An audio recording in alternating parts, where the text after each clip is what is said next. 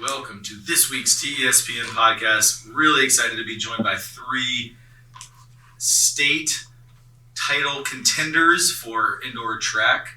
We have all juniors as well, class of 24 showing up strong. Nathan Sims, Lilly Versen, William Hoffler, and joined as usual by senior Nathaniel Milligan here on the podcast. So really wanted to talk to you guys. You've been putting up some incredible performances in track and field, all three of you all. Well, I'm going to start with you just because you are the most experienced of this group at being interviewed. I think this is actually the third time between the season preview and last year I think we talked as well. So this is not your first rodeo being interviewed, not like Nathan. What about this season in particular? Like obviously you've been improving year over year, but what's been the best part about this 2023 winter track season? For me, it's definitely been, it's been a little hard going through some coach changes and switches and stuff, but I've enjoyed, being able to kind of go from meets like every other week, so it gives me more time to practice and more time to rest, and I really feel like that's been beneficial. So I feel like there's just been more time and like with the coaches and with the team, and it's like getting better as we go to the state meet. And Will, for you, last year you put up some incredible times, and we sat in this room just about a year ago, I think, and you and I did an interview. And last year it felt like you didn't necessarily have a teammate that could push you the way that Nathan is able to. So can you just talk about how having someone who, you guys times are so close, and is that sort of within the team? Obviously, you guys are friends and teammates, but do you push each other? I definitely do feel like we push each other, especially in practice. It's good to have someone to run with, and meets having him to like run alongside, like in the 55 and the 300. Definitely, I think it affects both of us in a positive way. Did y'all ever talk trash to each other? Never. And Nathan, for you, you're new to the team this year, new to Trinity community as a transfer this year. Can you just talk about how the transition has been to a new group of teammates and coaches, and what that's been like for you? Yeah, it's been very welcoming. Coming into the track team, I knew that the coaches knew me and knew like what my potential was, and just knowing that they could work with me and really like improve upon my skills just helped a lot. So I'm going to ask a question about goals. So obviously tomorrow is conference, and then next week is going to be the state meet. So going into these big meets, what are some individual goals, and then what's after that? Like after states, like are you all going to nationals and stuff like that? So for me, I think my two goals.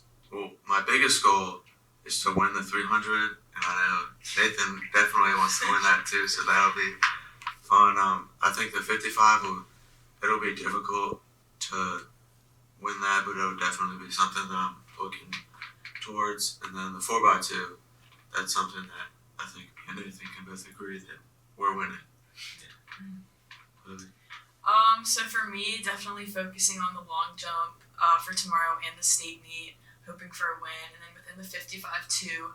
And then our girls 4x2 team is ranked second in the state right now, so we're hoping to maybe we'll beat St. Catherine's the state meet, but we're running it tomorrow, so we'll see how that goes. And then we're hoping to qualify for nationals, which is in March. We'll head up to Boston, and I'm competing in the long jump and the 60 meter there. And I'm just planning to like get top 3 in each event. I know we can do that, and the competition isn't something that I think we have to worry about. And me and Will and some other athletes can definitely get up there and score some points. So I just wanted to ask you guys that maybe this should be my first question for people who are viewing this who may not know the events that you all do. This time we'll start with you, Nathan. Can you just say what events you typically compete in, and then also if any of them, if you have at any point this year had a school record in that event, let us know that too. So what are your events? We're on the 55, 300 long jump 4x2, and I broke the long jump record and 300 record, and Will took that from me, and I got it back this past weekend. That's awesome. And I think we'll definitely break the 4x2 record again, and possibly 300 when we go up to Boston. Or, yeah, I don't have that in Boston. Oh, well, break it. Anytime you sell on the track, you could break a new record. It feels like. So I run the 55, the 300, and the 4x2, and I compete in long jump and triple jump, and I just started pole vaulting as well. But this year I broke the long jump record, and our 4x2 team broke that record as well. And I run the 300 and the 55 and the 4x2. And then just this year I started a long jumping. And the previous record, before Nathan broke it, I also broke it. I broke the previous record. So that was pretty cool. And me and Nathan have been going back and forth with the 300. That's awesome. I mean, as a sports fan and a Trinity sports fan in particular, I can't tell you how much I love how y'all keep doing that, but you smile about it, and there's no like seemingly animosity. It's just you've heard the expression, a rising tide lifts all ships. Like, you make each other better. So I think that's so cool. So if you were watching this and counting, I think that's about 8 school records between these three that they hold or have held. I think that was my count. It's a lot. It's a lot. This is an elite group right here. And if Lucy, who was supposed to be here, she's part of that 4x2 record holding team. So then we have another one. She also broke the pole vault record. Oh, yeah. This past weekend. If Lucy Versen were here, shout out Lucy, 9th grader. She's part of 2 school records. I think we'd have double digits at this table. And I can guarantee Nathaniel and I do not have track school records. No. All right, so like I come from a swim background, so I understand that when you're competing, you're kind of by yourself. So how do you motivate yourself in practice and in like meets to be able to like not have a team like to fall back on? So you're completely on your own. I just focus on what I need to do in practice and like the specifics, since like track is such a technical sport. And so, since we are like the only sport that practices outdoors, I need to like really like time management, because the sun goes down, it gets cold, and I can't do as much. And I just focus on what I need to do and make sure that I feel prepared for the meets. Yeah. Great answer. Also, like, our coaches are very helpful when like we tell them we want to work on something like our start or our jumps. They're very like, okay, well, you can go work on that. So I think just being able to communicate with them and just like really like going for like what you need to do for yourself is important, like every single day. But at practice, I do take advantage of the time I do have with my teammates, and like we work together and stuff to get through the practices.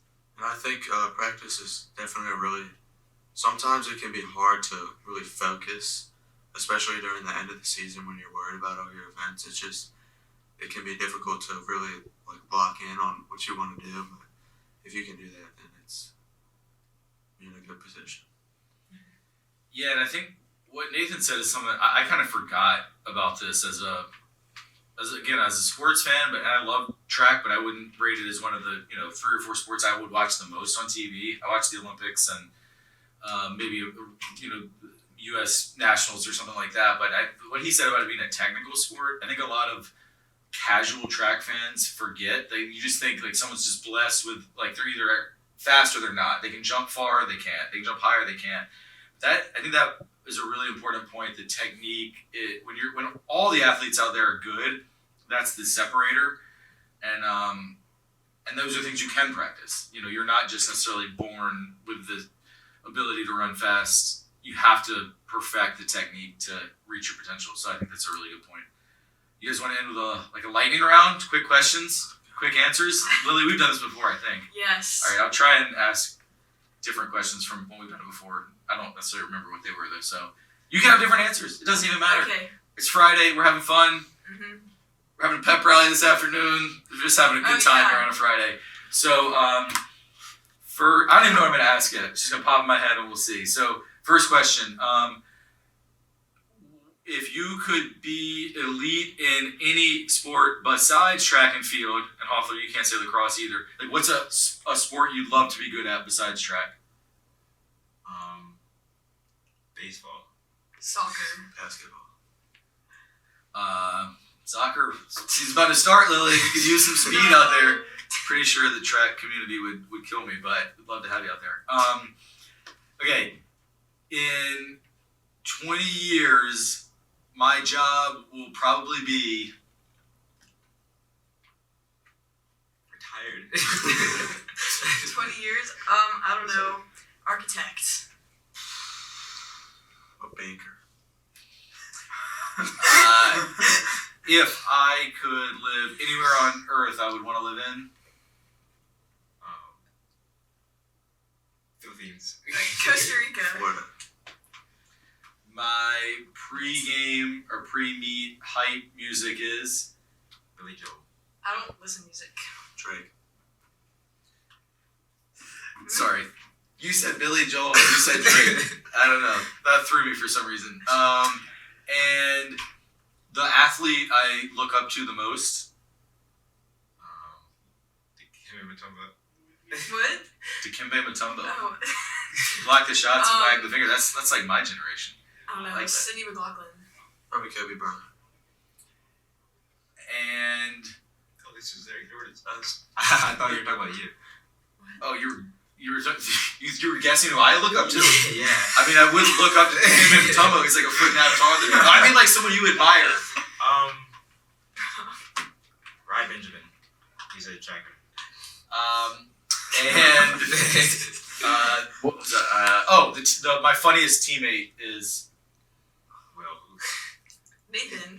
Definitely Nathan. and the teammate I admire the most is Drew. Nathan. I'd probably say Nathan again. He's a hard worker. sounds like Nathan's pretty much the best person. Yeah. Maybe in the school. Loves Billy Joel. No, I think the funniest teammate for me is probably Cornell. Yes, Yeah, I can see that. He's so funny. I can see that. He's funny if you're a guy. Yeah, I can see Yeah. that. And I don't know. Last one. Valentine's Day is coming up. If I could, some of you may or may not have significant others, but if I could go on like a romantic Valentine's Day dinner, this is where I would like to go. Well, we'll start with you this time. Where are you going to take your date for Valentine's Day if you could go on? I don't even know any like fancy restaurants. But you take him somewhere fancy. The Cheesecake Factory. Oh, that's where I took my ex-girlfriend to break up with her. Osaka. I love sushi. Hope Taylor's watching. Oh my I have no idea. McDonald's. And this is why Nathan will be alone on Valentine's Day. All right.